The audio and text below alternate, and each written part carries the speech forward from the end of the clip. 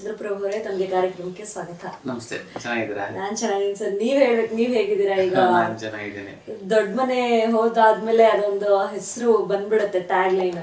ಇನ್ಮೇಲೆ ಗಿಚ್ಚಿಗಿಲಿ ಹೋಯ್ತು, ಇನ್ಮೇಲೆ ಬಿಗ್ ಬಾಸ್ ಚಂದ್ರಪ್ರಭಾ ಅಂತ ಆಗುತ್ತೆ. ಸೊ ಎಷ್ಟು ಖುಷಿ ಆಗುತ್ತೆ ಆ ವಿಚಾರಕ್ಕೆ? ಇಲ್ಲ, ಒಂಥರ ತುಂಬಾ ಖುಷಿನೇ. ಯಾಕಂದ್ರೆ ಅದು ಒಂದು ದೊಡ್ಡ ಶೋ ಆಗಿರೋದ್ರಿಂದ ಪ್ರತಿಯೊಬ್ಬರಿಗೂ ಹಂಗ ಅನಿಸ್ತಾ ಇರ್ತದೆ, ನಾವೊಂದ್ಸಲ ಹೋಗ್ಬೇಕು ಅಂತ ಎಲ್ರಿಗೂ ಅಂತ ಅನಿಸ್ತಾ ಇರ್ತದೆ. ನನಗೂ ತುಂಬಾ ವರ್ಷದ ಒಂದು ಕನಸಾಗಿತ್ತು ಬಿಗ್ ಬಾಸ್ ಮನೆಗೆ ಹೋಗ್ಬೇಕು ಅಂತ. ಈ ವರ್ಷ ಹೋದೆ, ತುಂಬಾ ಖುಷಿ ಆಯ್ತು. ಒಂದು ದೊಡ್ಡ ಮೆಮೊರಿ. ನಿಮ್ಗಷ್ಟೇ ಅಲ್ಲ, ಇವನ್ ಜನಗಳಿಗೂ ಅಷ್ಟೇ. ಅಂದ್ರೆ ಪ್ರತಿ ವರ್ಷ ನಿಮ್ ಹೆಸರು ಬಂದೇ ಬರ್ತಾ ಇತ್ತು. ಸೀಸನ್ 10ರಿಂದನೂ ಹಿಡಿದು ನೀವ್ ಯಾವಾಗ ಗಿಚ್ಚಿಗಿಲಿಗಿಲಿ ಸ್ವಲ್ಪ ಪ್ರಖ್ಯಾತಿ ಪಡ್ಕೊಳ್ರಿ, ಆ ಟೈಮಿಂದನೂ ಚಂದ್ರಪ್ರಭು ಅವ್ರು ಬರ್ತಾರೆ ಅಂತ. ಈ ಸೀಸನ್ ಅಷ್ಟು ಎಕ್ಸ್ಪೆಕ್ಟೇಷನ್ ಇರ್ಲಿಲ್ಲ, ಬಟ್ ಬಂದ್ರಿ. ಸೊ ಜನಕ್ಕೆಲ್ಲ ತುಂಬಾ ಖುಷಿ ಆಯ್ತು.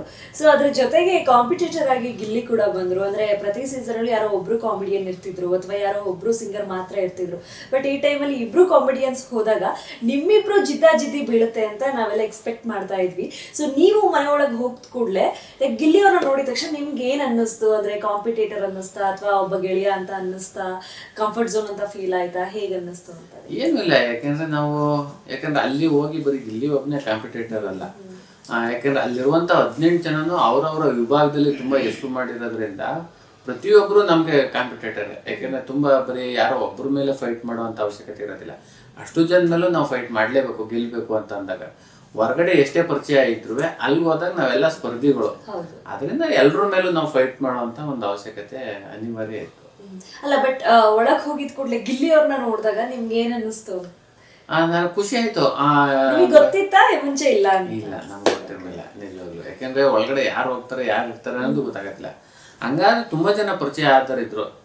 ಗಿಲ್ಲಿ ಪರಿಚಯ ಇದ್ದ, ಧನು ಅವ್ರ ಪರಿಚಯ ಇದ್ರು, ಸ್ಪಂದನ ಅವ್ರ ಪರಿಚಯ ಇದ್ರು, ಆಮೇಲೆ ಜಾನ್ವಿ ಅವ್ರ ಪರಿಚಯ ಇದ್ರು, ಸ್ಪಂದನ ಪರಿಚಯ ಇದ್ರು, ಆಮೇಲೆ ಸುಧೀರಣ ಪರಿಚಯ ಇದ್ರು, ಕಾಕ್ರೋಚ್ ಸುಧೀರಣ, ಆಮೇಲೆ ಇವರು ರಘುವರು ಪರಿಚಯ ಇದ್ರು. ಎಲ್ಲ ಗಿಚ್ಚಿಗಿಲಿ ಮತ್ತೆ ಕಲರ್ಸ್ ಕನ್ನಡದಲ್ಲಿ ಎಲ್ಲ ಕೆಲಸ ಮಾಡಿರೋದ್ರಿಂದ ಅಷ್ಟು ಜನ ಪರಿಚಯ ಇದ್ರು.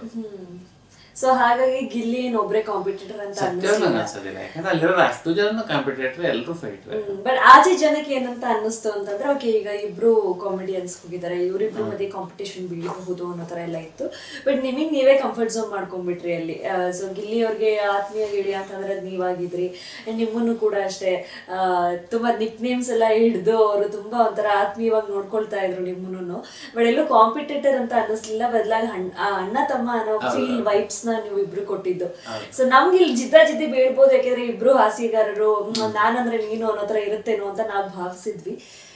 ಬಟ್ ಅದಾಗ್ಲಿಲ್ಲ, ಅಣ್ಣ ತಮ್ಮ ಅನ್ನೋ ಒಂದು ಫೀಲ್ಸ್ ನೀವು ಕೊಟ್ಟಿದ್ದು. ಸೊ ಗಿಲ್ಲಿ ಬಗ್ಗೆ ಏನಂತ ಹೇಳ್ತೀರಾ? ಅಂಡ್ ಗಿಲ್ಲಿ ಹವಾ ಆಚೆ ತುಂಬಾ ನಡೀತಾ ಇದೆ ಬಿಗ್ ಬಾಸ್ ಮೂಲಕ. ಈಗ ನಮ್ಗೆ ಗೊತ್ತಿಲ್ಲ, ಅಲ್ಲಿ ಎಲ್ರು ಅವನು ಒಂದು ಒಳ್ಳೆ ಎಂಟರ್ಟೈನ್ಮೆಂಟ್ ಮಾಡೋನು. ನಿಜವಾಗ್ಲೂ ಜನಗಳಿಗೂ ಅಷ್ಟೇ ಒಳ್ಳೆ ಮನೋರಂಜನೆ ಕೊಟ್ಟವನೇ ಅಂತ ಅನ್ಕೋತೀನಿ. ಅದರಿಂದ ಎಲ್ಲರೂ ಕರ್ನಾಟಕ ಜನತೆ ಅವಾಗ ಗಿಲ್ಲಿ ಅಂದ್ರೆ ಸ್ವಲ್ಪ ಪ್ರೀತಿ ಮಾಡ್ತಾ ಇರ್ಬೋದು. ಯಾಕಂದ್ರೆ ಎಲ್ರಿಗೂ ಮನೋರಂಜನೆ ಅಂತೂ ಖಂಡಿತ ಕೊಡ್ತಾ ಇದ್ದಾನೆ ಗಿಲ್ಲಿ.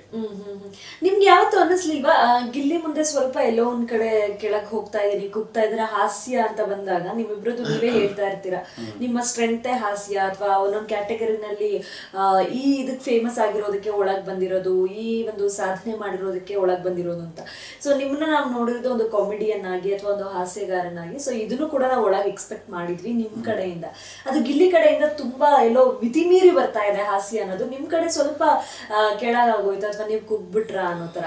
ಇಲ್ಲ, ನನ್ಗೆ ಆ ತರದ್ ಏನು ಅನ್ಸೇ ಇಲ್ಲ. ಯಾಕೆಂದ್ರೆ ಅದು ನಿಜವಾಗ್ಲೂ ಬಿಗ್ ಬಾಸ್ ಅನ್ನೋದು ಒಂದು ಕಾಮಿಡಿ ಶೋ ಅಂತೂ ಅಲ್ವೇ ಅಲ್ಲ. ಯಾಕಂದ್ರೆ ನಾವು 24 hours ಕಾಮಿಡಿ ಮಾಡಕ್ಕೆ. ಈಗ ನೀವು ಹಲವಾರು ಶೋನಲ್ಲಿ ನೋಡಿರ್ತೀರಿ, ಕಾಮಿಡಿ ಶೋನಲ್ಲಿ ಚಂದ್ರಪ್ರಭಾ ಅಲ್ಲಿ ಹೇಗಿರ್ತಾನೆ ಅಂತ. ಕೆಲವೊಂದು ಗೀಚ್ಗಳಲ್ಲೂ ವಿನ್ ಆಗಿದ್ದೀನಿ ಎಲ್ಲ ಆಗಿರೋದ್ರಿಂದ ಬಿಗ್ ಬಾಸ್ ಅನ್ನೋ ವೇದಿಕೆನೇ ಒಂಥರ ಬೇರೆ ತರ. ಅಲ್ಲಿ ಎಲ್ಲಾ ತರನು ನಾವ್ ಇರ್ಬೇಕಾಗ್ತದೆ. ಅದಕ್ಕಿಂತ ಹೆಚ್ಚಾಗಿ ನಾವು ಹೊರಗಡೆ ಚಂದ್ರಪ್ರಭನ್ ಆಗಿ ಹೇಗೆ ಇದ್ದ ಹಾಗೆ ನಾನು ಅಲ್ಲಿ ಹೊರಗಡೆ ಇದ್ದೆ ಅಷ್ಟೇ. ಒಳಗಡೆ ನಾನಾಗೆ ಇದ್ದೆ ಅಷ್ಟೇ. ಸೊ ಅದೇ ಗಿಲ್ಲಿ ಕಂಪೇರ್ ಮಾಡಿದಾಗ ನಿಮ್ ಕಡೆಯಿಂದ ನಮ್ಗೆ ಅಷ್ಟೊಂದು ಒಂದು ಕಾಮಿಡಿ ಆಗಿರ್ಬೋದು ಇದು ಕಾಣಿಸ್ಕೊಳ್ಳಿಲ್ಲ. ಸೊ ಅದು ನೀವಾಗಿ ಅಂತ ಹೇಳಿದ್ರಿ, ಅದಕ್ಕೆ ಕೇಳಿದ್ದು. ಸೊ ಅವರ ಎದುರುಗಡೆ ನೀವೇನಾದ್ರೂ ಸ್ವಲ್ಪ ಕುಗ್ದಂಗ್ ನಮಗೆ ಕಾಣಿಸ್ಬಿಟ್ರ ಅನ್ನೋ ಹೇಗ್ ಅನ್ಸಿದ್ಯೋ ನನಗೆ ಗೊತ್ತಿಲ್ಲ ಒಟ್ನಲ್ಲಿ. ಬಟ್ ಅಲ್ಲಿ ಕಾಮಿಡಿ ಶೋ ಆಗಿದ್ರೆ ಅದು ಬೇರೆ ತರನೇ ಚಂದ್ರಪ್ರಭುನ ನೋಡ್ತಾ ಇದ್ರಿ. ಗೀಚಿಗಿಲಿ ಆಗ್ಬೋದು, ಮಜಾ ಬರ್ತಾ ಆಗ್ಬೋದು. ಅಲ್ಲ ಅವ್ರ ಚಂದ್ರಪ್ರಭುನ ಬೇರೆ ತರನೇ ನೋಡ್ತೀರಿ. ನಾನು ಯಾರಾಗ್ಲಿ ಯಾರಿದ್ರು ನನ್ನ ಕೆಲಸ ನಾನು ಮಾಡ್ತಾ ಇರ್ತೀನಿ. ಅದರಿಂದ ತುಂಬಾ ಜನ ಇಷ್ಟಪಟ್ಟವ್ರು ನನಗೆ ಗೊತ್ತು. ಬಟ್ ಅದು ಕಾಮಿಡಿ ಶೋನೇ ಅಲ್ಲ, ಯಾವಾಗಲೂ ಬರೀ ಕಾಮಿಡಿನೇ ಮಾಡಕ್ಕೆ. ಅದರಿಂದ ಅಲ್ಲಿ ನಾನು ಹೇಗಿದ್ದೆ ಹೊರಗಡೆ, ನಾನು ಹಾಗೆ ಪ್ರೊಜೆಕ್ಟ್ ಆದೆ ಅಷ್ಟೇ. ಚಂದ್ರಪ್ರಭು ಹೊರಗಡೆ ಹೇಗಿರ್ತಾರೆ ಒಂದು ಮೃದು ಸ್ವಭಾವದನ್ನು, ಆ ಥರನೇ ನಾನು ಅಲ್ಲಿದ್ದೆ ಅಷ್ಟೇ. ಓಕೆ, ಗ್ರ್ಯಾಂಡ್ ಓಪನಿಂಗ್ ಅಲ್ಲಿ ಒಂದು ಜಂಟಿ ಒಂಟಿ ಅಂತ ಒಂದು ಕಾನ್ಸೆಪ್ಟ್ ಇರುತ್ತೆ. ಅಂಡ್ ನೀವು ಶೋ ಹೋಗೋ ಮುನ್ನನೇ ನಿಮ್ಗೆ ಅದು ಡೀಟೇಲ್ ಕೊಟ್ಟಿರ್ತಾರೆ ಯಾರು ಬಿಗ್ ಬಾಸ್ ಟೀಮ್ ಅವರು. ಬಟ್ ನಿಮ್ಗೆ ಬೆಳಗಿಂದ ಕಾದು ಕಾದು ಸಾಕಾಗಿ ಅಲ್ಲಿ ಯಾರಿದ್ರು ಪರವಾಗಿಲ್ಲ ಕರ್ಕೊಂಡು ಹೊರಟೋಗ್ಬಿಡೋಣ ಅನ್ನೋ ತರ ನಿಮ್ಗಿತ್ತು ಅದು ಪರಿಸ್ಥಿತಿ. ಅಂದ್ರೆ ಆ ಮೈಂಡ್ ಸೆಟ್ ಅಲ್ಲಿ ಇದ್ರಿ, ಫಸ್ಟ್ ಮನೆ ಒಳಗೆ ಹೋಗ್ಬಿಡೋಣ, ಇಲ್ಲಿ ಕಾಯೋದನ್ನ ಮನೆ ಒಳಗೆ ಹೋಗಿ ಕಾಯೋಣ ಅಂತ. ಸೊ ಸ್ಟಾರ್ಟಿಂಗ್ ಕಾಲಿಟ್ಟಾಗ್ಲೇ ಆ ತಪ್ಪು ನಿರ್ಧಾರ ಆಗೋಯ್ತಾ, ಅಥವಾ ತಾಳ್ಮೆ ಇಲ್ದಲೆ ನೀವು ಡಾಕ್ ಸತೀಶ್ ಅವ್ರನ್ನೇ ನೀವು ಕರ್ಕೊಂಡು ಹೋಗ್ಬೇಕು ಅನ್ನೋ ತರ ಏನಾದ್ರು ಇದ್ ಮಾಡ್ಕೊಂಡ್ರೆ ಏನೋ ಗೊತ್ತಿಲ್ಲ. ಬಟ್ ಅಲ್ಲೇ ನಿಮ್ದು ಏನಾದ್ರು ತಪ್ಪು ನಿರ್ಧಾರಗಳು ಶುರು ಆಗೋದಕ್ಕೆ ಸ್ಟಾರ್ಟ್ ಆಯ್ತಾ, ಅಥವಾ ಡಿಸಿಷನ್ ಮೇಕಿಂಗ್ ಅಲ್ಲಿಂದನೇ ಏನಾದ್ರು ತಪ್ಪಾಗಿ ಸ್ಟಾರ್ಟ್ ಆಯ್ತಾ ಅಂತ? Because from the first day only ನೀವೇ ಸೆಲೆಕ್ಟ್ ಮಾಡ್ಕೊಂಡು ಹೋಗ್ತೀರಾ. ಸೊ ಸುದೀಪ್ ಸರ್ ಕೂಡ ರೇಗಿಸ್ತಾರೆ ನಿಮ್ನ, ರಿತಿಕ್ ರೋಷನ್ ಮತ್ತೆ ಶಾರುಖ್ ಖಾನ್ ಹಾಗೆ ಅಮೀರ್ ಖಾನ್ ಅಂತ ಹೇಳಿ ರೇಗಿಸ್ತಾರೆ. ಸೊ ಅದ್ರ ಬಗ್ಗೆ ಅಭಿಪ್ರಾಯ? ಏನಿಲ್ಲ, ಯಾಕೆಂದ್ರೆ ಅಲ್ಲಿ ಸತೀಶಣ್ಣ ಅಂತಲ್ಲ, ಸತೀಶಣ್ಣ ಬದಲು ಬೇರೆ ಯಾರಿದ್ರು ನಮ್ಗೆ ಏನ್ ಸಮಸ್ಯೆ ಇರಲಿಲ್ಲ. ಅದರಿಂದ ಯಾಕಂದ್ರೆ ಮೊದ್ಲೇ ಬೆಳಗ್ಗೆಯಿಂದ ಕಾದು ಕಾದು ಕಾದು ಸಾಕಾಗಿರೋದ್ರಿಂದ ಮೊದ್ಲು ಬಿಗ್ ಬಾಸ್ ಮನೆ ಒಳಗೆ ಹೋಗ್ಬೇಕು ಅನ್ನೋದು ಅಷ್ಟೇ ನನ್ನ ಮನಸ್ಸಲ್ಲಿತ್ತು. ಸತೀಶಣ್ಣ ಬದಲು ಬೇರೆ ಇದ್ರು ನಾನು ಅವ್ರು ಕರ್ಕೊಂಡು ಒಳಗಡೆ ಹೋಗ್ತಾ ಇದ್ದೆ. ಆತರ ಸತೀಶಣ್ಣ ಇದ್ರು ಅವ್ರು ಕರ್ಕೊಂಡು ಒಳಗಡೆ ಹೋದೆ ಅಷ್ಟೇ. ಅದು ನಿಮ್ಗೆ ಇವಾಗ ಅನಿಸ್ತಾ, ಅಂದ್ರೆ ಅವ್ರನ್ನ ಕರ್ಕೊಂಡು ಹೋಗಿ 2 ವಾರ ಅವ್ರೊಟ್ಟಿಗೆ ಜಂಟಿಯಲ್ಲಿ ಇದ್ದಾಗ ನಿಮ್ಗೆ ಅನ್ನಿಸ್ತಾ ಕೊನೆ ಮೂಮೆಂಟ್ ಅಲ್ಲಿ ಏನಾದ್ರು, ಅಥವಾ ಜಂಟಿ ಪ್ರೋಸೆಸಿಂಗ್ ನಡೆಯುವಾಗ ಯಾಕೆ ಕರ್ಕೊಂಡ್ ಬಂದೆ ಸತೀಶ್ ಅವ್ರನ್ನ ಅಂತ? ಬಿಕಾಸ್ ನಮ್ಗೆ ಅಷ್ಟು ಆಟ ಕೊಟ್ಟಿದ್ದಿದೆ. ನೀವ್ ಹೇಳ್ತಾ ಇದ್ರಿ ಯಾವ ಹುಡುಗಿರ ಹತ್ರನೂ ಅಷ್ಟು ಬ್ಯೂಟಿ ಪ್ರಾಡಕ್ಟ್ಸ್ ಇರಲ್ಲ, ಅಷ್ಟಿರುತ್ತೆ. ವೀಕೆಂಡ್ಗೆ ಸಪ್ರೇಟು, ವೀಕ್ ಡೇಸ್ಗೆ ಸಪ್ರೇಟು, ಅದೆಲ್ಲ ನೀವು ರೇಗಿಸ್ತಾ ಇದ್ರಿ ಸತೀಶ್ ಅವ್ರನ್ನ. ಮತ್ತೆ ಅವ್ರು ಸ್ವಲ್ಪ ಡಿಸಿಪ್ಲಿನ್ ಕೂಡ ಹೌದು ಅಂತ ಹೇಳ್ತಿರ್ತೀರಿ, ನಾನು ತುಂಬಾ ಕೆಲಸ ಮಾಡ್ಬೇಕು, ತುಂಬಾ ಶ್ರದ್ಧೆಯಿಂದ ಕೆಲಸ ಮಾಡುವಂತ ವ್ಯಕ್ತಿ ಅಂತ. ಸೊ ಇದೆಲ್ಲ ನಿಮ್ಗೆ ಎಲ್ಲೋ ಒಂದ್ ಕಡೆ ಸ್ವಲ್ಪ ಭಾರ ಅನ್ನಿಸ್ಬಿಡ್ತಾ, ಪ್ರೆಷರ್ ಆಯ್ತು ಸತೀಶ್ ಅವ್ರ ಕಡೆಯಿಂದ? ಇಲ್ಲ, ಅದಂತೂ ಯಾಕಂದ್ರೆ ಅವ್ರು ಮಾಡ್ತಾರ ತಪ್ಪು ಅಂತ ನಾನು ಹೇಳ್ತಲ್ಲ. ಬಟ್ ಅಲ್ಲಿಗೆ ನಾವು ಸ್ಪರ್ಧಿಗಳಾಗಿ ಹೋದಾಗ ನಮ್ಮ ಎಲ್ಲರ ಗಮನ ಹೇಗಿರ್ಬೇಕು ಅಂದ್ರೆ ಗೆಲ್ಲೋದ್ರ ಕಡೆನೇ ಇರ್ಬೇಕಾಗ್ತದೆ. ಯಾಕೆಂದ್ರೆ ಒಳ್ಳೆ ಬಟ್ಟೆ ಹಾಕೊಳ್ಳೋದೇ ಇಂಪಾರ್ಟೆಂಟ್ ಅಲ್ಲ, ಮೇಕಪ್ ಮಾಡ್ಕೊಳ್ಳೋದೇ ಇಂಪಾರ್ಟೆಂಟ್ ಅಲ್ಲ, ಒಳ್ಳೆ ಸೆಂಟ್ ಪರ್ಫ್ಯೂಮ್ ಹಾಕೊಳ್ಳೋದು ಇಂಪಾರ್ಟೆಂಟ್ ಅಲ್ಲ. ಅಂದ್ರೆ ಅದು ಬೇಡ ಅಂತ ಹೇಳ್ತಲ್ಲ, ಅದು ಬೇಕು, ಆದ್ರೆ ಅದೇ ಇಂಪಾರ್ಟೆಂಟ್ ಅಲ್ಲ. ಯಾಕಂದ್ರೆ ಹಂಗಾದ್ರೆ ಈಗ ಲಾಸ್ಟ್ ಬೆಂಚು ಬರೀ ಪಂಚೆ ಹಾಕೊಂಡೆ ಗೆದ್ಕೊಂಡು ಹೋದ್ರು ಹನುಮಂತರು. ಈ ಸೀಸನ್ ಆದ್ರೆ ಬರೀ ಗಿಲಿಯೋರು ಬರೀ ಬಂದಿನ ಹಾಕೊಂಡು ಹೇಳ್ತಾವ್ರೆ. ನಾವೇನ್ ಹಾಕೋತೀವಿ ಅನ್ನೋದು ಇಂಪಾರ್ಟೆಂಟ್ ಅಲ್ಲ, ಹೇಗೆ ಆಡ್ತೀವಿ, ಜನರುಗಳ ಮನಸ್ಸಲ್ಲಿ ಹೇಗೆ ಮುಟ್ತೀವಿ ಅನ್ನೋದೇ ತುಂಬಾ ಇಂಪಾರ್ಟೆಂಟ್ ಆಗಿರೋದ್ರಿಂದ. ಆಮೇಲೆ ಅಲ್ಲಿ ಹೋದಾದ್ಮೇಲೆ 3.5 ತಿಂಗಳಲ್ಲಿ ತುಂಬಾ ಕಾಂಪಿಟೇಷನ್ ಇರೋದ್ರಿಂದ 18 ಜನಲ್ವೇ ಎಲ್ಲಾರು ಗಮನನೂ ಹೇಗಿರ್ಬೇಕು ಅಂದ್ರೆ ಗೆಲ್ಲೋದ್ರ ಕಡೆನೇ ಇರ್ಬೇಕು. ಅದರಿಂದ ಎಷ್ಟೋ ಸಲ ಅವ್ರಿಗೂ ನಮಗೂ ಮನಸ್ತಾಪ ಆಗೈತೆ, ಸತೀಶ್ ಅಣ್ಣವ್ರಿಗೂ ನಮಗೂ. ಅದ್ರ ಬಗ್ಗೆ ಜಾಸ್ತಿ ಮಾತಾಡೋದು ಬೇಡ ಅಂತ ಅನ್ಕೋತೀನಿ. ಏನ್ ತೊಂದರೆ ಇಲ್ಲ, ಈಗ ಚೆನ್ನಾಗಿದ್ದೀವಿ, ಆರಾಮಾಗಿ ಹೊರಗಡೆ ಬಂದಾದ್ಮೇಲೆ ಅವ್ರು ಒಳ್ಳೆ ಸ್ನೇಹಿತರು, ಫೋನ್ ಮಾಡಿ ಮಾತಾಡ್ಕೊಂಡು ಚೆನ್ನಾಗಿದ್ದೀನಿ. ಫೋನ್ ಮಾಡಿ ಮಾತಾಡಿದ್ರ? ಇನ್ನೂ ಮಾತಾಡಿಲ್ಲ, ಇವತ್ತು ಕಳೆದಾದ್ಮೇಲೆ ನಾಳೆ ನಾಡ್ದು ಮಾಡ್ಬೇಕು. ಓಕೆ, ಸತೀಶ್ ಅವರು ಹೇಗೆ ಅಂತ ಅಂದ್ರೆ ಒಬ್ಬ ಜನಕ್ಕೆ ಬೇರೆ ರೀತಿನೇ ಪ್ರೊಜೆಕ್ಟ್ ಆಗಿರುವಂತ ವ್ಯಕ್ತಿ. ಚಂದ್ರಪ್ರಭಾ ಹೇಗೆ ಅಂದ್ರೆ ಅವರೇ ಬೇರೆ ರೀತಿ ಪ್ರೊಜೆಕ್ಟ್ ಆಗಿರೋ ವ್ಯಕ್ತಿ.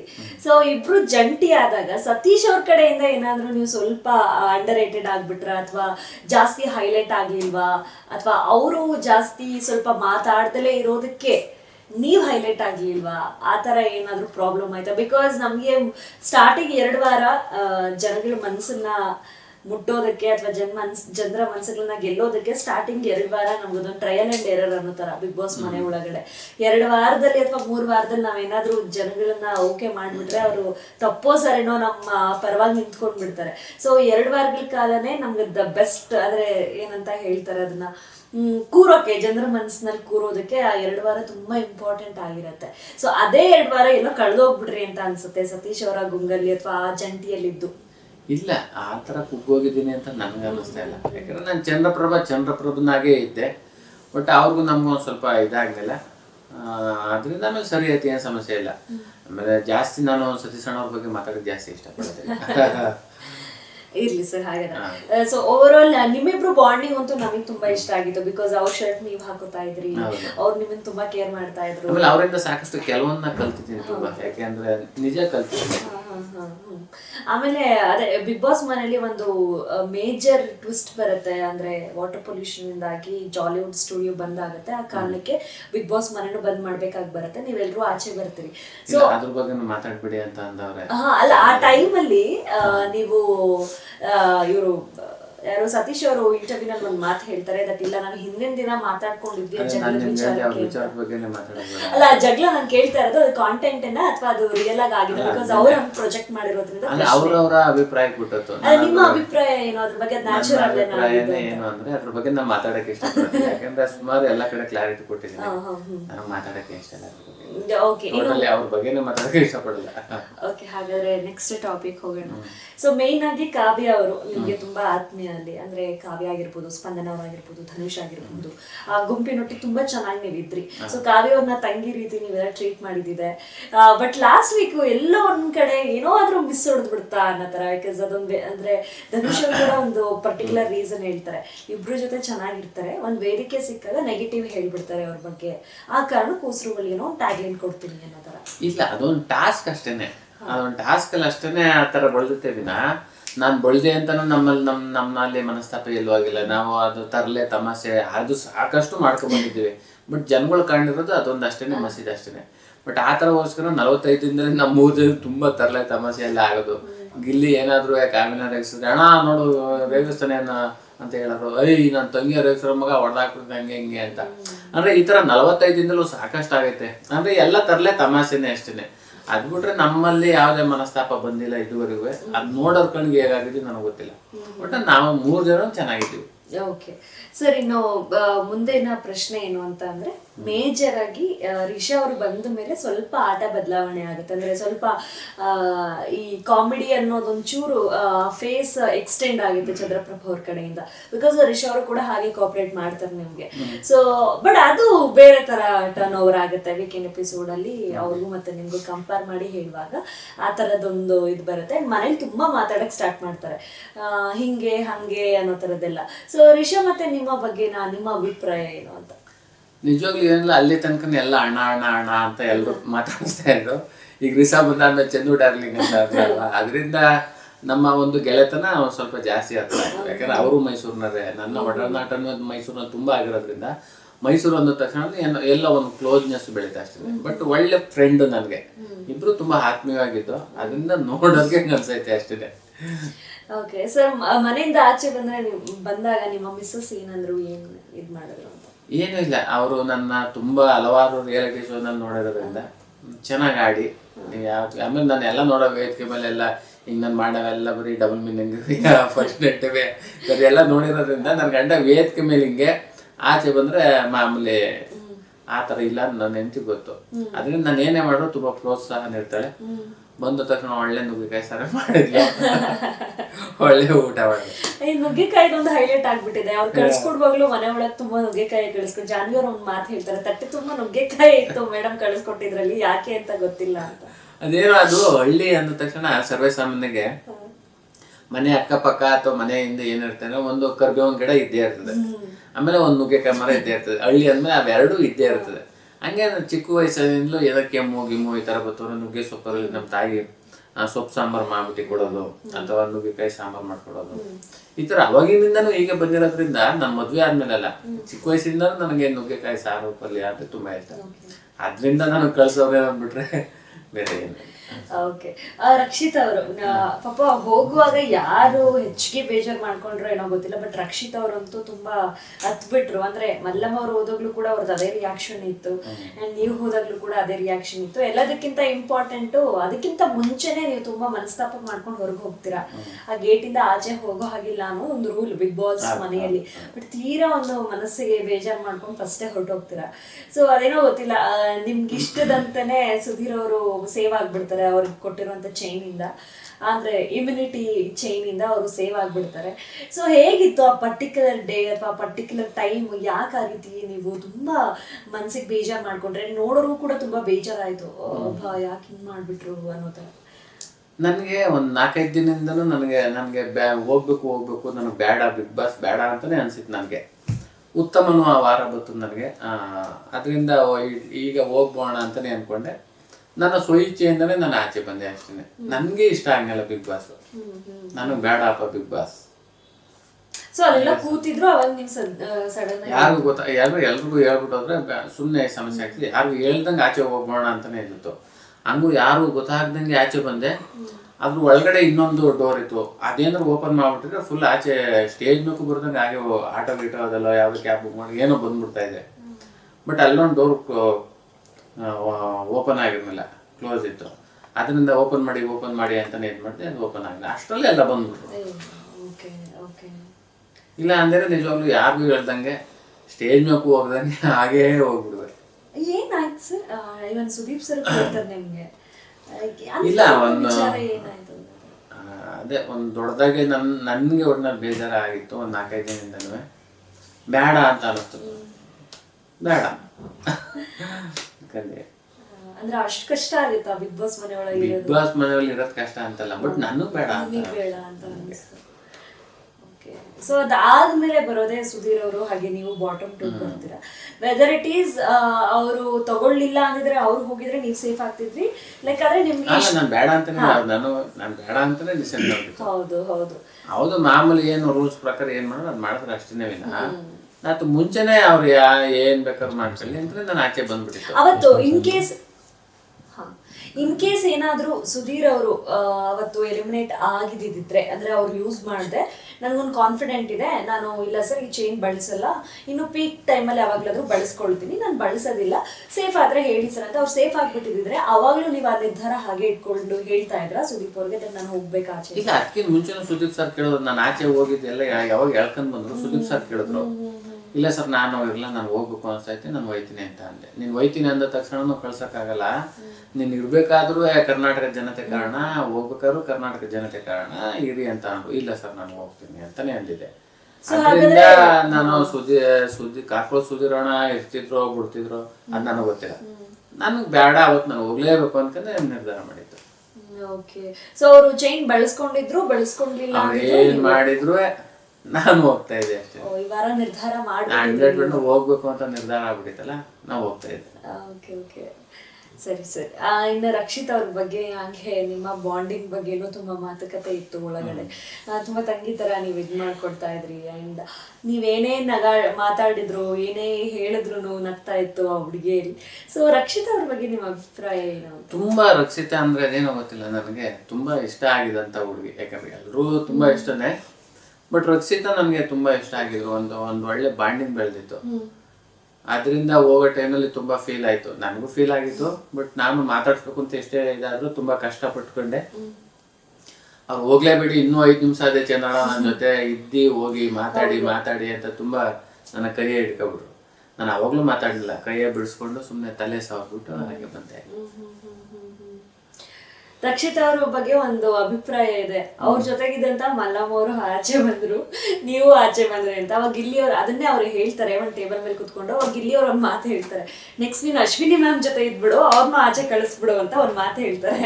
ಸೊ ಹೆಂಗೆ ರಕ್ಷಿತ್ ಅವ್ರ ಜೊತೆ ಇದ್ದವರೆಲ್ಲ ಆಚೆ ಬರ್ತಾರೆ? ಸುಮ್ನೆ ಮಾತಾಡಕ್ ಚಂದ ಅಷ್ಟೇನೆ. ಯಾರ ಜೊತೆ ಇದ್ರೆ ಹಂಗಾರೆ ಅವ್ರ ಜೊತೆ ಇದ್ರೆ ಮನೆಗೆ ಹೋಗ್ತಾರೆ, ಹಂಗಾರೆ ಯಾರ ಜೊತೆ ಇದ್ರೆ ಗೆಲ್ಬೋದು ಅಲ್ವೇ? ಅದೆಲ್ಲ ಸುಮ್ಮನೆ ಮಾತಾಡಕ್ ಅಷ್ಟೇ ಚಂದ. ಯಾರು ಯಾವತ್ತೂ ಕಾರಣ ಆಗೋದಿಲ್ಲ.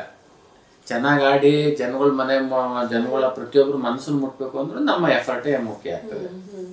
ಅವ್ರ ಮನ ಮುಟ್ನಿಲ್ಲ ಅಂದ್ರೆ ನಮ್ಮ ಇದೇನೆ ಕಾರಣ ಆಗ್ತದೆ. ಅದಕ್ಕೆ ಯಾರ ಮೇಲೂ ಆತರ ಆಪಾದನೆ ಹೇಳ್ಬಾರ್ದು. ಇನ್ನ ಲೆಟರ್ ಹೋದ್ವಾರ ಕಿಚ್ಚ ಸುದೀಪ್ ಸರ್ ಡಿಸಿಷನ್ ಮೇರೆಗೆ ಯಾವ ಟಾಸ್ಕು ಇರಲ್ಲ ಮನೆಯಲ್ಲಿ, ಬದಲಾಗಿ ಮನೆಯಿಂದ ಬರೋ ಪತ್ರಗಳು, ಅಂದ್ರೆ ಒಂದು ವ್ಯಕ್ತಿತ್ವದ ಆಟ ಅನ್ನೋ ಒಂದು ವಾರ ಬರುತ್ತೆ. ಸೊ ಆ ಟೈಮಲ್ಲಿ ಒಂದು ಲೆಟರ್ ಅಂತ ಬಂದಾಗ ನಿಮ್ಮ 3 ಜನಕ್ಕೆ ಒಂದು ಅವಕಾಶ ಕೊಡ್ತಾರೆ ಬಿಗ್ ಬಾಸ್, ಯಾರಿಗೆ ತಗೊಂತೀರಾ ತಗೊಳ್ಳಿ ಅಂತ. ಸೊ ನೀವಿಬ್ರು ಡಿಸೈಡ್ ಮಾಡ್ತೀರಾ, ಅದ್ರ ಮಂತ್ ಹಾಗೆ ನೀವು ಇಲ್ಲ ಮಾಡ್ಕೊಡೋಣ ಅಂತ ಹೇಳ್ಬಿಟ್ಟು ಡಿಸೈಡ್ ಮಾಡ್ತೀರಾ. ಸೊ ಮಾಡೋರು ತಗೊಂತಾರೆ. ಪ್ರಾಬಬ್ಲಿ ಅವತ್ತು ನೀವು ಹಾಗೆ ಸ್ಟ್ಯಾಂಡ್ ತಗೊಂಡಿಲ್ಲ, ಲೆಟರ್ ನನಗೆ ಬೇಕು ಅಂತ ನೀವು ವೀಕೆಂಡಲ್ಲಿ ಕೂಡ ಹೇಳ್ತೀರಾ, ಇಲ್ಲ ಇದು ಬರೆದ್ರೆ 2ನೇ ಪತ್ರ ನಮ್ಮ ಮನೆಯಿಂದ ಬರೋದು ಅಂತ ತುಂಬಾ ಎಮೋಷನಲ್ ಆಗ್ತೀರಾ. ಸೊ ಅವತ್ತು ಆ ಸ್ಟ್ಯಾಂಡ್ ತಗೊಂಡಿದ್ರೆ ಪ್ರಾಬಬ್ಲಿ ಮೆಂಟಲಿನೂ ಕುಗ್ತಾ ಇರ್ಲಿಲ್ವೇನೋ, ಅಥವಾ ಈ ತರ ಎಲಿಮಿನೇಷನ್ ಆಗಿ ಆಚೆ ಬರ್ತಿರ್ಲಿಲ್ಲ ಅಂತ ಅನ್ಸುತ್ತಾ ಅನ್ನೋದು? ಇಲ್ಲ, ಹಂಗೇನು ಇಲ್ಲ. ನಮ್ಮ 3 ಜನದ್ದು ಒಡನಾಟ ತುಂಬಾ ಚೆನ್ನಾಗಿತ್ತು. ಬೆಳಿಗ್ಗೆ ನೋಡಿದ್ರೆ ಧ್ರುವಂತರ ಅಳ್ತಾ ಇದ್ರು. ಏನ್ಕೆ ಅಂತ ಕೇಳಿದಾಗ ಇವ್ ಸ್ವಂತ ನನ್ನ ತಮ್ಮಂದು ಮದುವೆ, ಅದರಿಂದ ತುಂಬಾ ನೆನಪಾಗ್ತಾ ಐತೆ. ನಾನೊಬ್ಬ ಅಣ್ಣನಾಗಿ ಮದುವೆ ಮಾಡ್ಬೇಕಾಯ್ತು, ಇಲ್ಲಿದ್ದೀನಿ ಅಂತ ಇಡೀ ಕುಟುಂಬನ ನೆನಪು ಮಾಡ್ಕೊಂಡು ಅವರು ಅಳ್ತಾರೆ. ಮಾಡೋರು ಅವ್ರ ತಂದೆ ತಾಯಿ ತುಂಬಾ ವಯಸ್ಸಾಗಿದೆ, ಮತ್ತೆ ಮಕ್ಕಳು ತುಂಬಾ ಚಿಕ್ಕವರು, ಅವ್ರನ್ನ ನೆನ್ಕೊಂಡು ತುಂಬಾ ಭಾವುಕರಾಗಿರ್ತಾರೆ. ನಾನು ತುಂಬಾ ನೆನ್ಕೊಂಡು ನಮ್ಮ ತಂದೆ ತಾಯಿಗಳೆಲ್ಲ ನೆನ್ಕೊಂಡು ನಾನು ತುಂಬಾ ಭಾವನಾಗ್ತೀನಿ. ನನ್ಗೆ ಆಮೇಲೆ ಏನ್ ಅನ್ನಿಸ್ತು ಅಂದ್ರೆ 3 ಜನ ವ್ಯಕ್ತಿಗಳು ಬೇರೆ ಬೇರೆ ಆದ್ರೂ ನಮ್ಮ ಮನಸ್ಸಿನಲ್ಲಿರುವಂತ ನೋವು ಇದೆಲ್ಲ ಒಂದೇನೆ. ಅದರಿಂದ ಇದ್ರ ಬಗ್ಗೆ ವಾದ ಚರ್ಚೆ ಮಾಡೋದು ಬೇಡ. ಮಾಡು, ನನ್ಗೆ ನೋವಾದ್ರೂ ಪರವಾಗಿಲ್ಲ, ಪಾಪ ನಿಮ್ಮ ಮನೆಯಿಂದ ನಿಮ್ಮ ಮನೆಯವ್ರು ಏನ್ ಬರ್ದವ್ರೆ ಆ ಪತ್ರ ನೀನೇ ಓದು ಅಂತ ಅವ್ರಿಗೆ ನಾನೇ ಕೊಟ್ಟದ್, ನಾವಿಬ್ರು ನಿರ್ಧಾರ ಮಾಡಿ. ಅದೇ ನೀವ್ ಆಚೆ ಬರ್ತೀರಾ, ಈಗ ಮಾಡೋರು ಒಂದ್ ಮಾತು ಹೇಳ್ತಾರೆ ಲೆಟರ್ ಕೊಟ್ಟಾಗ, ನನ್ಗೆ ಯಾವಾಗ್ಲಾದ್ರೂ ಆತರ ಒಂದು ಋಣ ತೀರ್ಸುವಂತ ಅವಕಾಶ ಬಂದ್ರೆ ಅದು ನಾನು ಖಂಡಿತ ಮಾಡ್ತೀನಿ ಅಂತ. ಕಟ್ ಮಾಡಿದ್ರೆ ಧ್ರುವಂತ್ ಅವ್ರಿಗೆ ಸಗಣಿ ನೀರು ಎರಚಿರ್ತಾರೆ ಬೆಳಗ್ಗೆ, ಸೋಮವಾರದ ಬೆಳಗ್ಗೆ.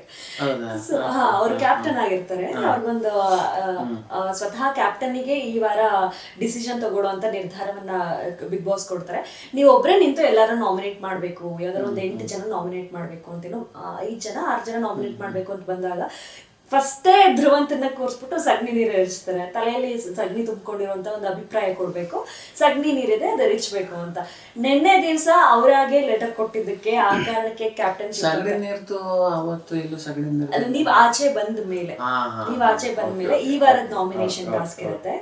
ಸೊ ಅದು ಕ್ಯಾಪ್ಟನ್ ಡಿಸಿಷನ್ ಬಿಡ್ತಾರೆ, 4 ಜನ ನಾಮಿನೇಟ್ ಮಾಡ್ಬೇಕು, 4ರಿಂದ 5 ಜನನ ಅಂತ. ಸೊ ಅವಾಗ ಸಗಣಿ ನೀರ್ನ ಧ್ರುವಂತ್ ಅವ್ರಿಗೆ ಎರಚ್ತಾರೆ. ಅವರು ಚೇರ್ ಮೇಲೆ ಕುತ್ಕೊಂಡು ಒಂದು ಮಾತು ಹೇಳ್ತಾರೆ ಧ್ರುವಂತ್ ಅವರು, ನಿನ್ನನ್ ಕ್ಯಾಪ್ಟನ್ ಮಾಡಿದ್ವಲ್ಲ ಚಂದ್ರಣ್ಣ ಮತ್ತೆ ನಾವು ಸೇರ್ಕೊಂಡು ಅಂತ ಹೇಳಿ.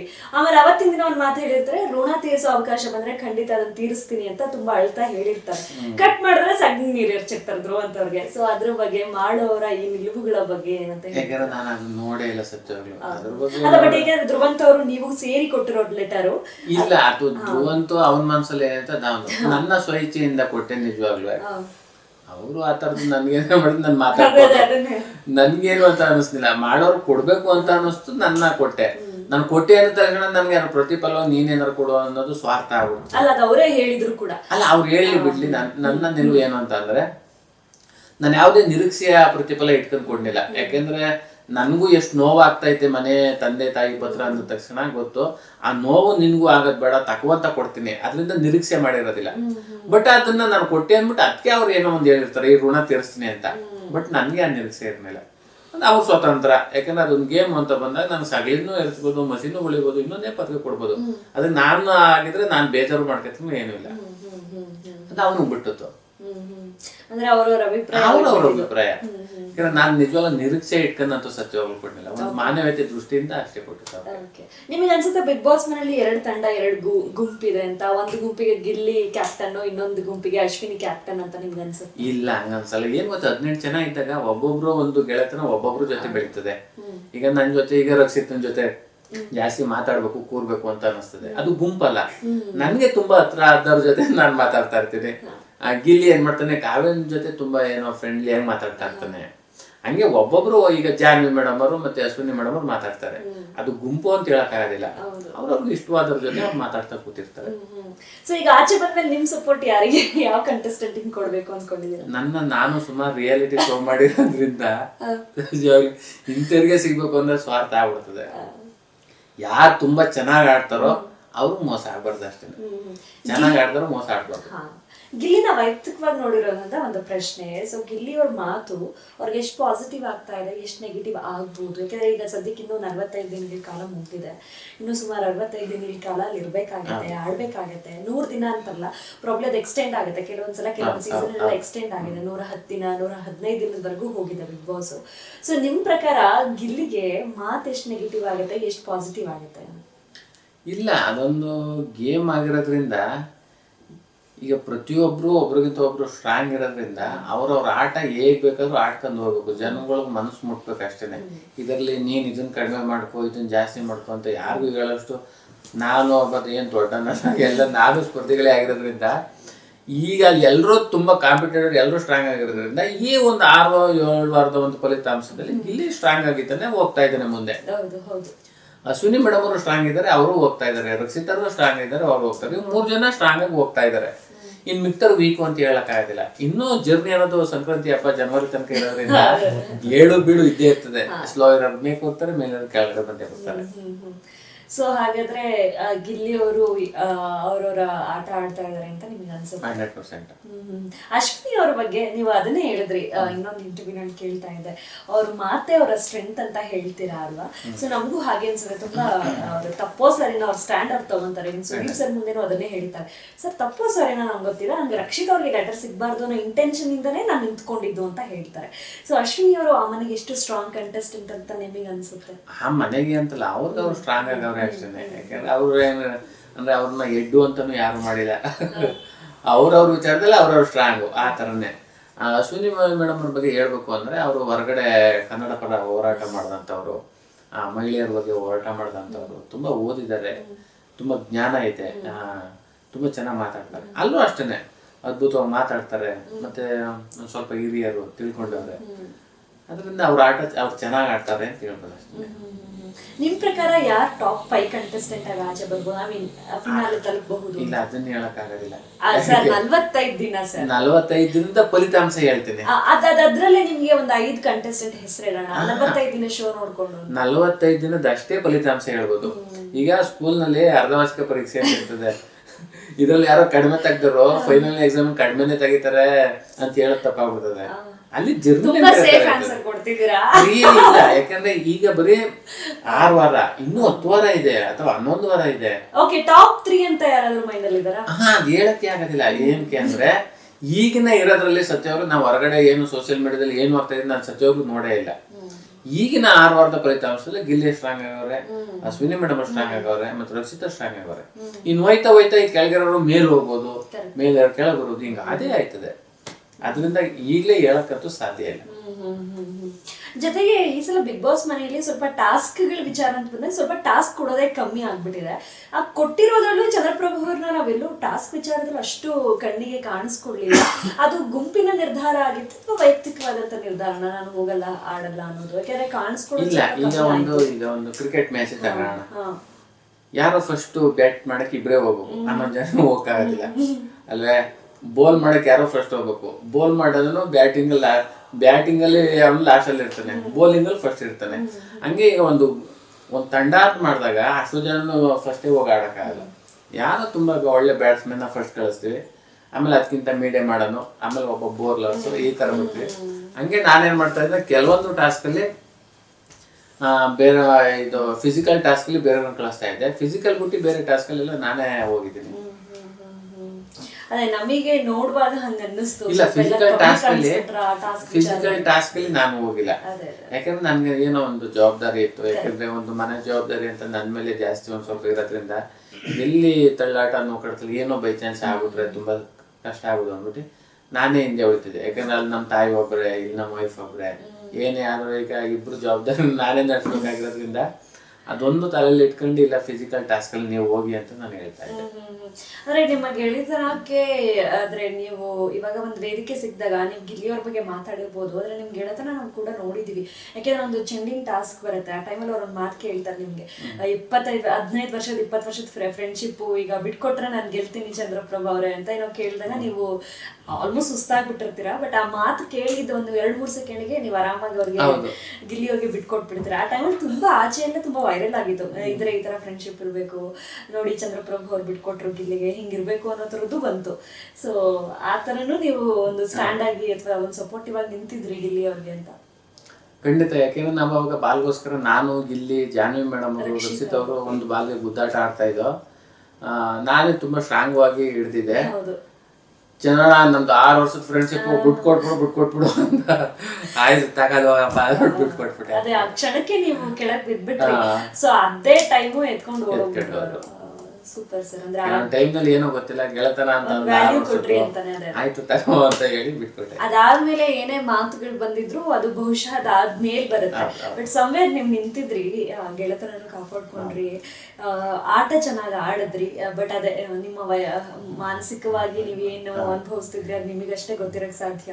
ಆಮೇಲೆ ಆ ಮನೆ ಅಂತ ಬಂದಾಗ ಬೆಳಗ್ಗೆದ್ರೆ ಹೋರಾಡ್ಬೇಕು, ಕಂಡ್ಬಿಟ್ರೆ ನಾಮಿನೇಷನ್ಸ್, ಟಾಸ್ಕ್ ಇದೆಲ್ಲ ಇರುತ್ತೆ. ಸೊ ಆ ಮಧ್ಯದಲ್ಲಿ ಮೆಂಟಲಿ ಸ್ಟ್ರಾಂಗ್ ಆಗಿ ಮನೆ ಬಗ್ಗೆ ಚಿಂತೆ ಮಾಡದೆ ಸ್ಟ್ರಾಂಗ್ ಆಗಿ ನಿಂತ್ಕೊಂಡು ಆಡೋದೇ ಫಸ್ಟ್ ಆಫ್ ಆಲ್ ಖುಷಿ. 45 ದಿನ ಸರ್ ಕೂಡ ಹೇಳಿದ್ರು, 45 ದಿನ ತುಂಬಾ ಕಮ್ಮಿ ದಿನಗಳೇನೆ ಅಲ್ಲ, ಅದೊಂಥರ ಹಾಫ್ ಸೆಂಚುರಿ ಅಂದ್ರೆ 50 ದಿನಗಳ ಹತ್ತತ್ರ ಬಂದ್ಬಿಟ್ಟಿದ್ರಿ ಬಿಗ್ ಬಾಸ್ ಮನೆಯೊಳಗೆ. ತುಂಬಾ ಚೆನ್ನಾಗಿ ಆಟ ಆಡಿದಿರಾ ಅಂತ ನಾವು ಕೂಡ ಅನ್ಕೊಂಡಿದೀವಿ. ಹೌದು ಮೇಡಮ್, ನನಗೆ ಒಟ್ಟಿನಲ್ಲಿ ಇರೋಷ್ಟು ದಿನ ಚೆನ್ನಾಗಿ ಆಡಿದ್ದೀನಿ ಅಂತ ನಮ್ಗೆ ಅನಿಸ್ತೈತೆ. ಬಟ್ ನಾನು ಇನ್ನೂ ಒಂದಷ್ಟು ದಿನ ಇರ್ಬೋದಾಯ್ತು. ನಾನು ಉತ್ತಮ ತಗೊಂಡಿದ್ದೆ, ನಮಗೆಲ್ಲ ಸಿಕ್ಕಿತ್ತು, ಆಡ್ಬೋದಾಯ್ತು. ಬಟ್ ಏನೋ ಬೇಡ ಅಂತ ಅನ್ನಿಸ್ತು. ನೋಡೋಣ, ಇನ್ನೂ ತುಂಬ ಜರ್ನಿ ನಮ್ದು. ಏನೇ ಎಲ್ಲ ಥರದ್ದು ಇದು ಮಾಡಿದ್ರು ಫೈನಲಿ ಸಿನಿಮಾ ಅಂತಿರೋದ್ರಿಂದ ನಮ್ಮ ನಿಲುವು ನೋಡ್ದ ಒಳ್ಳೊಳ್ಳೆ. ಈಗ ಚಂದ್ರಪ್ರಭಂಗೆ ಈ ಥರದ್ದು ಒಂದು ಪಾತ್ರ ಕೊಟ್ಟರೆ ಇವನು ಇದನ್ನ ಮಾಡ್ತೀನಿ ಅನ್ನೋ ಥರದಲ್ಲಿ ಯಾರಿಗಾರು ಅನಿಸಿ ಒಬ್ಬರ ನಿರ್ದೇಶಕ ಸರ್, ನಿರ್ಮಾಪಕ ಸರ್ ಹೇಳಿ ಒಂದು ಪಾತ್ರ ಕೊಟ್ಟರೆ ಅದನ್ನ ಮಾಡೋದ್ರಲ್ಲಿ ತುಂಬ ಕಾತುರದಿಂದ ಕಾಯ್ತಾ ಇದ್ದೀನಿ.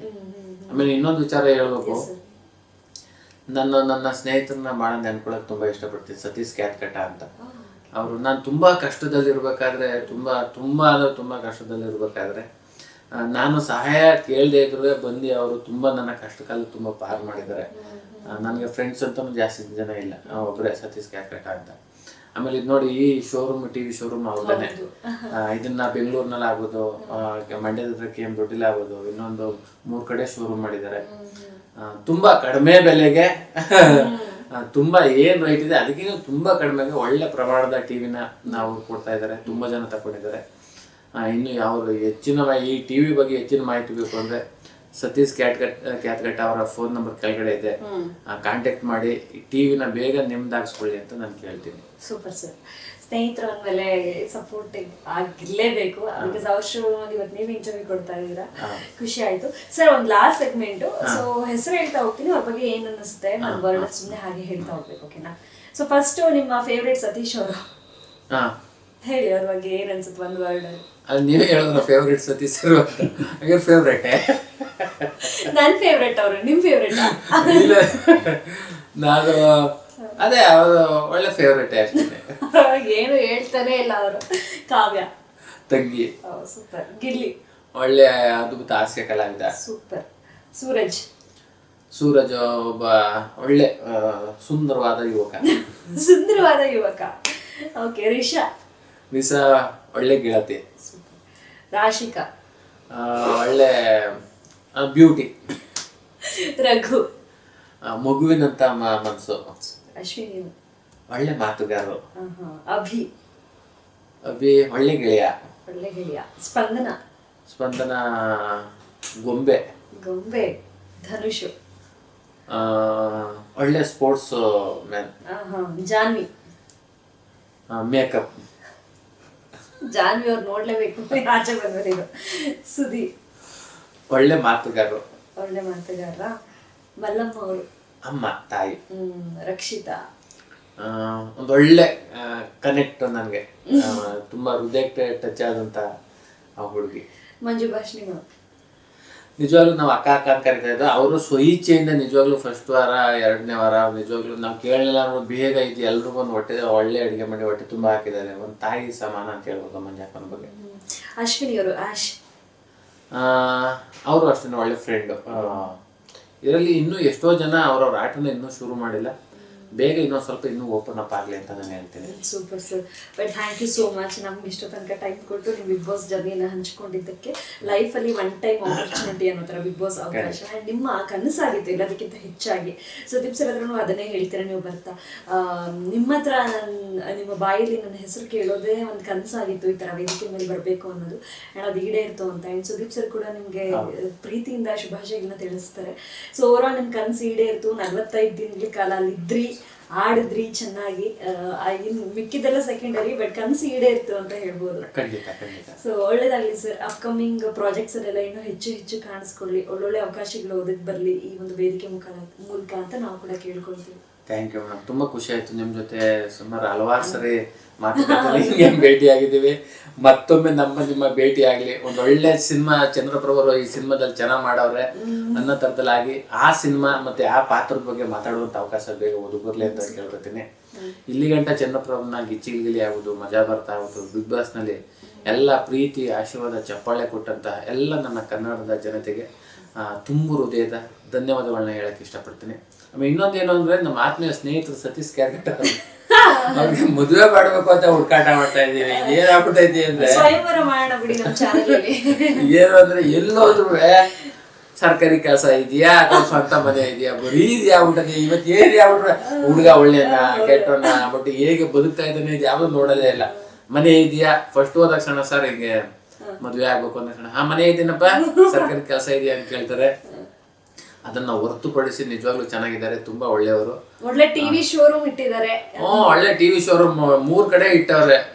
ಬೆಂಗಳೂರಲ್ಲಿ ಆಗ್ಬೋದು, KM ದೊಡ್ಡಿಲಿ ಆಗ್ಬೋದು, ಮಳವಳ್ಳಿ ಪಕ್ಕ ಇನ್ನೊಂದು ಆಗ್ಬೋದು, ಎಲ್ಲ ಕಡೆ ಇಟ್ಟವ್ರೆ. ಒಳ್ಳೆ ಮನುಷ್ಯ ನಿಜವಾಗ್ಲೂ.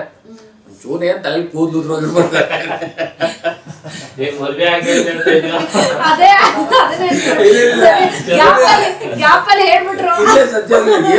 ಕೂದಲು ಉದ್ರೋಗಿರ್ಬೋದು ಅಷ್ಟೇ. ಅದಕ್ಕೆಲ್ಲ ಕೂದಲು ಇಂಪಾರ್ಟೆಂಟ್ ಅಲ್ವೇ ಎಲ್ಲ ಸಂಸಾರ ಮಾಡಕ್ಕೆ.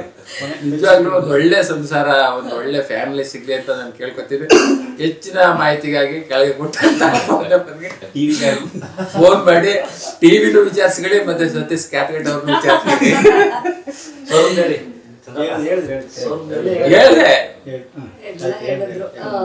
Thank you sir. ನಿಮ್ಗೂ ನಿಮ್ ಸ್ನೇಹಿತ ಅವ್ರಿಗೂ ಇಬ್ರಿಗೂ ಒಳ್ಳೇದಾಗ್ಲಿ ಅಂತ ಕೇಳ್ಕೊಳ್ತೀವಿ. ನಿಮ್ ಮದ್ವೆಗೆ ನಾವೆಲ್ಲ ವೆಯ್ಟ್ ಮಾಡಿದ್ವಿ, ನಿಮ್ ಸ್ನೇಹಿತರ ಮದ್ವೆನೂ ನೋಡೋಣ ಅದೇನಾಗುತ್ತೆ ಅಂತ. ಬಟ್ ಒಳ್ಳೇದಾಗ್ಲಿ ಸರ್. ನಿಮ್ಗೆ ತುಂಬಾ ಥ್ಯಾಂಕ್ಸ್ ನಮ್ಮೊಟ್ಟಿಗೆ ಮಾತಾಡಿದ್ದಕ್ಕೆ.